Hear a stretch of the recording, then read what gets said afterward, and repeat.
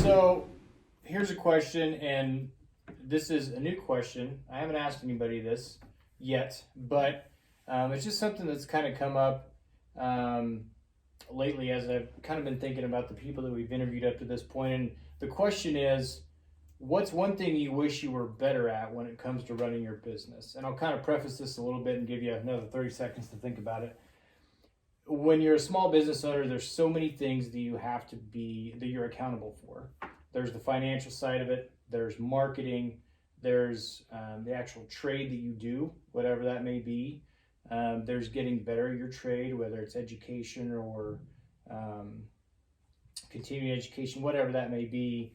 But it's impossible to be good at everything.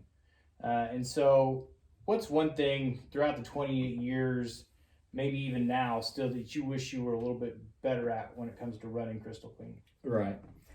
Well, I think to start off, I would say this, that you're absolutely right. It's impossible to be good at everything.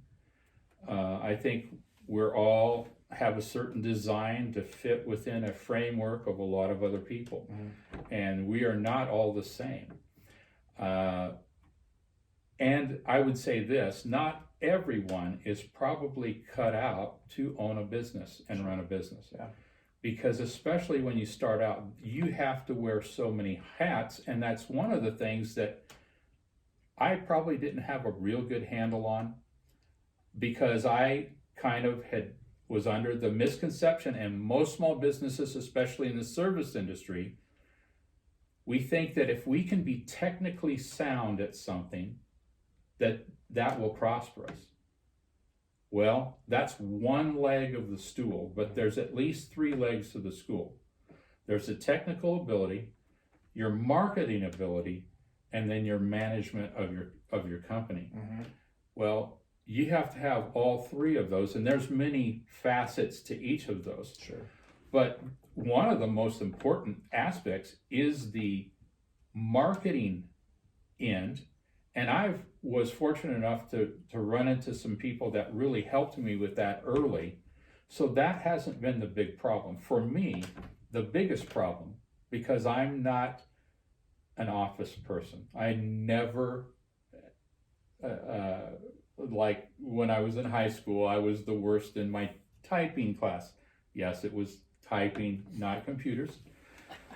And I was absolutely the worst typer in the class. And so that type of thing of working with computers, I know enough to get by, because you have to be computer literate as a business owner.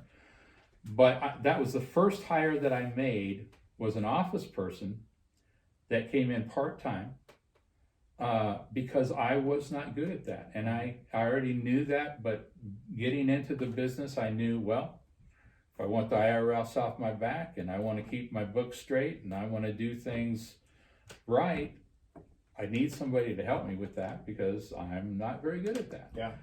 Hard work, pushing a wand, talking to people, that was never a problem. But after a long day of work, the last thing I wanted to do is enter things into a computer or type up something to mail to someone. It just was absolutely, it was like you could send a nail through my hand, and I think I would enjoy that better. Yeah. So well, and we talked before we hit record, we were just talking, it's those tasks that you're not going to enjoy everything about your job. Absolutely. And you're not going to enjoy everything about being a small business owner.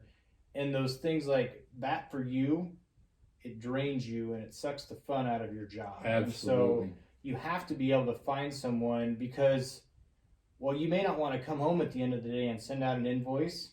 That's how ultimately you get paid. That's exactly right. It has to be done. That's exactly right. You have to figure out those things that suck the fun out of it for you. Find someone that's good at it, and so that way you can still enjoy your business and it doesn't burn you out. Exactly.